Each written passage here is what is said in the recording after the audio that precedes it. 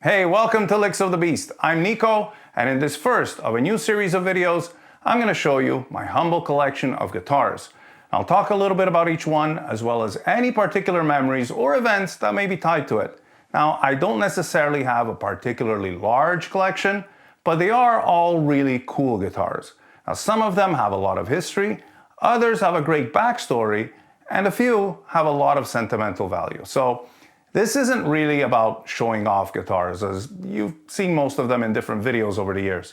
Instead, I thought it would be a neat way for me to share a little more about myself and my personal history through these wonderful instruments. Now, just to make it simple, and to avoid having anyone read anything into the order in which I'm displaying these guitars, I'm gonna go in chronological order, starting with the one I've had the longest, up to my most recent acquisition. First up is this black Lado II Superstrat. Now, I bought this guitar way back in August of 1991, after working for the entire summer in a hot warehouse. It was typical for companies here to hire students who were at least 16 years old to help out in their warehouses or offices for the summer while their employees went away on vacation. So this was my first ever summer job, and I was making the minimum wage of $5.55 an hour, which came out to approximately $200 per week. Now, I started that job with the intention of buying a Lado Superstrat. So I saved up everything I made, and the week after I finished working, I went out and bought this guitar right here. The Lado branded pickups and Floyd Rose bridge were all made by Schaller in Germany. So it's all high quality components, and that explains why it's still a guitar that I play often, even though it's been through hell and back. The headstock split just a little bit from the guitar tipping over backwards and hitting something, so I had to have it glued. Now, it's totally fine now, but it was a scary thing when it fell.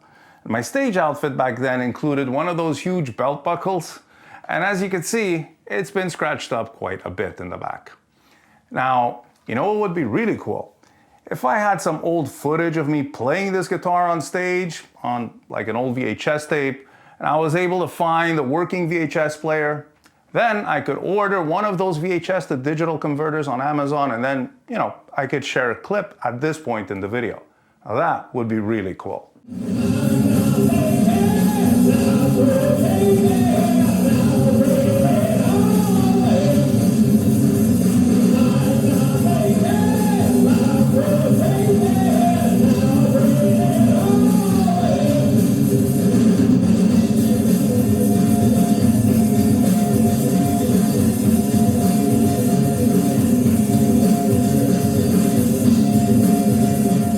Yeah, that was me. Long hair, head banging, the whole thing.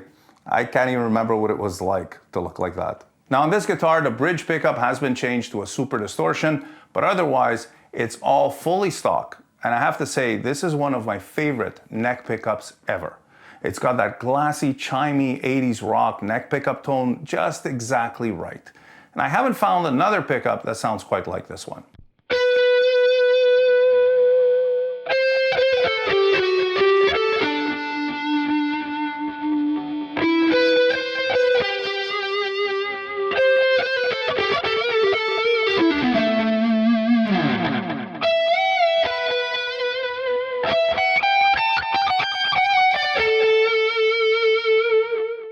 Next we have this Fender American Deluxe Fat Strat, which I bought almost 10 years later.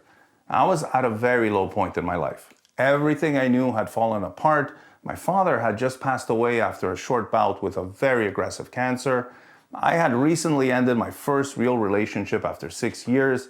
I was no longer in my band with my two cousins, the guys you saw in the previous video with whom I grew up and discovered music and playing and all of that. I had dropped out of university soon after starting because I realized that it just wasn't for me.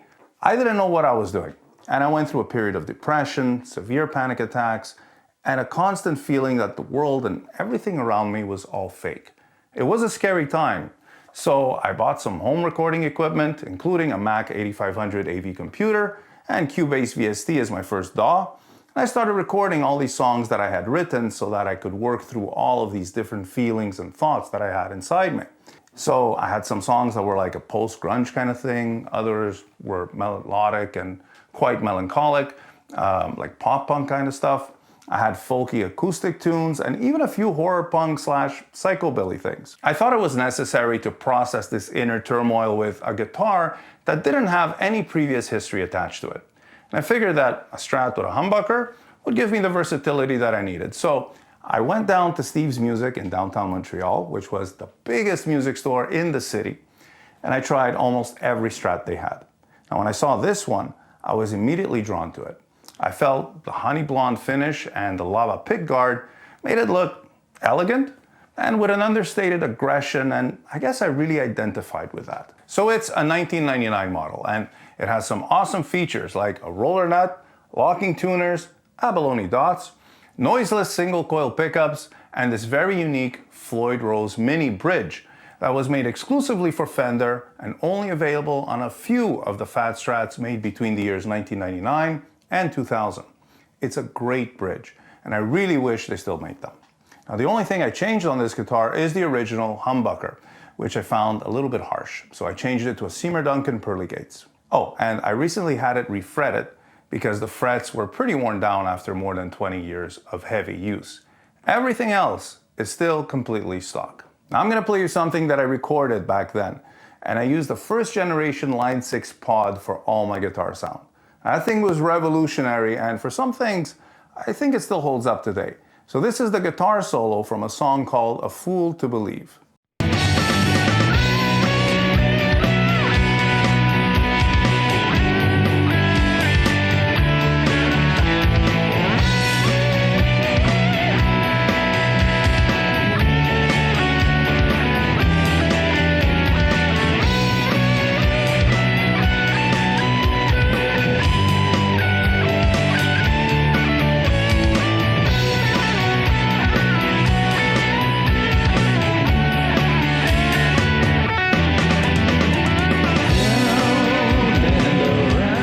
So I recorded that in the early part of 2001.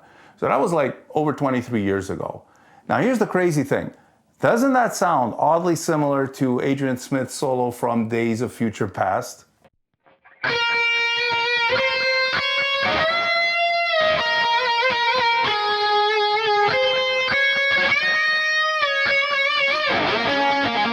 When I first heard that on the Senjutsu album, I was like, where have I heard that solo before? And it made me crazy until I realized that it's not so much that I'd heard something similar before, but I'd actually written something similar 20 years prior. Now that is some weird, wild stuff. Fun fact about this guitar, in June of 2001, I decided to move back to Italy.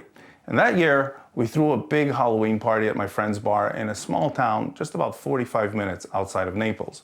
And of course, I got some musicians together to perform a set of cover songs with me singing and playing guitar.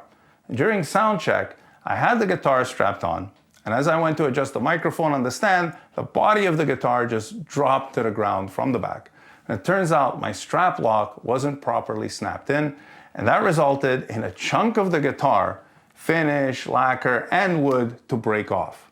Now, I was smart enough to recover the piece and put it in the case, but unfortunately, not quite smart enough to not lose it. So I just left it like that for the longest time until I noticed that the finish was chipping more and more. So this guitar too ended up at the luthier.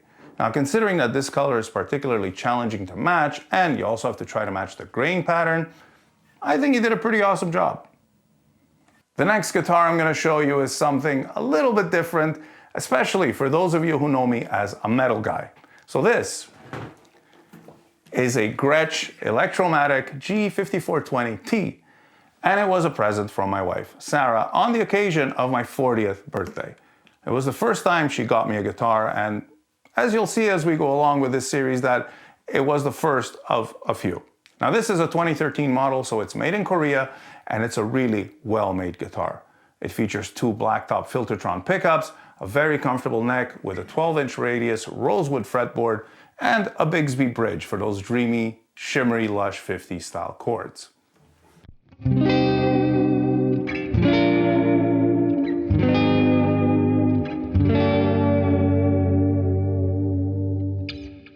I always thought that these guitars were designed to look like hot rods, and that just gives them a unique coolness about them. I always wanted one of these because since I was a kid, I was a big fan of Rockabilly, the Stray Cats, and Brian Setzer.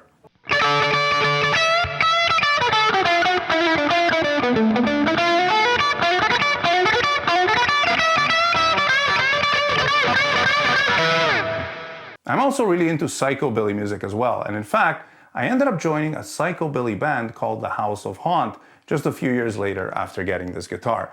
And that band plays a fair bit of shows, so I definitely put it to good use. Oh, and I should mention that this band's gimmick is that each member is a character with full costume and makeup, so I came up with an undead cowboy gimmick named Django Bloodheart. It was a lot of fun, and it's crazy how many people at the show knew every song, lyrics, and all. This one was another birthday gift from Sarah. So this is a 2019 SG Standard, and this guitar is proof that Gibson is still one of the top guitar companies out there. Now, I can't think of a single thing that I would change on this guitar. It looks awesome, and it feels great to play. Now, you can make it sound big and punchy, and you can also get a sweeter, more expressive sound for lead playing. Now, Sarah knew that I had a thing for SGs, because of Angus Young and Tony Iommi, and one day we were in a recording studio in Montreal putting down some tracks for a solo project that I was working on, and I couldn't get the guitar solo right. I had it worked out, so I knew exactly what I wanted to play, but I just couldn't nail it. So the producer suggested I try doing it with his SG Tribute. And he was like, it plays great and it sounds huge. Just keep in mind that it's very unforgiving. So I said, yeah, okay, I love SGs, let's do it. And with that guitar, I actually nailed it on the first take. And I guess Sarah picked up on how much I felt at home on that instrument, and so for my next birthday, she went to the Big Long and McQuaid downtown Toronto, which is like the Canadian version of Guitar Center, and checked out every SG they had in stock. And when she picked up this one, she knew that everything was just right. And yeah, she's pretty good at knowing what to look for in a guitar. Now, apparently she was walking around the store holding it like this while she looked for a few more things. And when the guy came to ask if he could hold on to it for her at the cash, she was like, nope, I'm good, because she didn't want to risk somebody else taking it.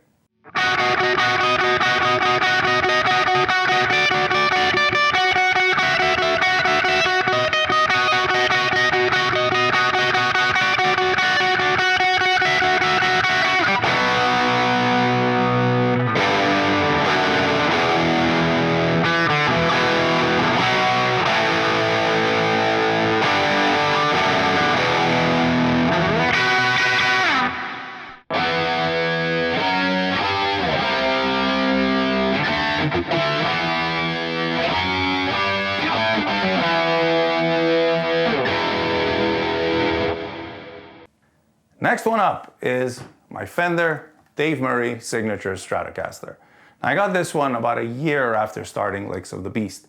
At that time, the channel was exclusively Iron Maiden, and I was playing Dave and Janick's parts on my Deluxe Strat, and a really nice Sunburst Player Series Strat that was actually a really good guitar, but I just didn't love it, so I ended up selling it. So I figured it made sense to get Dave and Adrian's signature guitars. Now, Adrian's signature, I got the SDX model, and I've since sold that one. But Dave's signature Strat wasn't easily available since it's not one of Fender's top sellers. But I did some searching online, and as luck would have it, I found one at the same Steve's Music Store that I bought my Deluxe Strat 20 years earlier. Fender really did a great job with this one. It has a beautiful, elegant look, the C-shaped neck and rosewood fretboard with 9.5 to 14-inch compound radius make it really comfortable to play. The 1000 series Floyd Rose lets me do whammy bar vibrato and dive bombs while keeping it in tune. And the 3 stacked humbuckers by Seymour Duncan sound full and round, so you can get a really smooth tone when playing with high gain. I've used this guitar in many videos in the last 3.5 years, and I still play it all the time. I made a pretty thorough review video about this guitar back in July of 2021, and everything I said then still stands. So I'll link to that video in the description for those of you who want to check it out.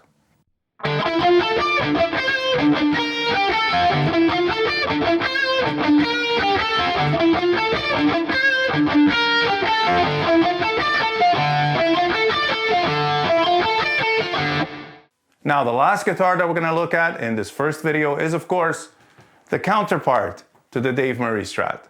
So this is the Jackson USA Signature Adrian Smith San Dimas. So I bought this one a few months after getting Dave's signature Strat because I knew how rare they are, and I just happened to come across this one on Reverb. It was being sold by SX Recording Studios in England, and it's a 2020 model, so it was pretty much brand new. Except it had a little bump on the top here and a finish crack in the neck joint. Now bumps can happen, and finish cracks like this one are pretty common with bolt-ons, so it's really no big deal. The transaction with Keith at Essex Studios was really easy and friendly, and to me, that is so important because, as I've said in a previous video, when I buy an instrument or a piece of gear, the vibe of the interaction is so important because I will inevitably take that home with the instrument, and that's going to affect how I relate to it in the future. Now at its core, this is a perfect Strat style guitar for hard rock and heavy metal players. The neck and ebony fretboard are spectacular. The two SCN single coils and super distortion bridge pickup are exactly what you need for that style of playing, and the overall feel is just simply exceptional. Now I genuinely love playing this guitar, and it's probably the one that I play the most overall. Not just for maiden stuff, but really for anything in general. It's not the most exciting instrument, and it's not quirky or particularly unique, but it just does everything right. So it's easy for me to sit there and practice when I'm working on something, or to fully express myself if I'm just playing or jamming along. There's also just something about having the signature guitar of one of my most important musical influences that somehow makes me feel more connected.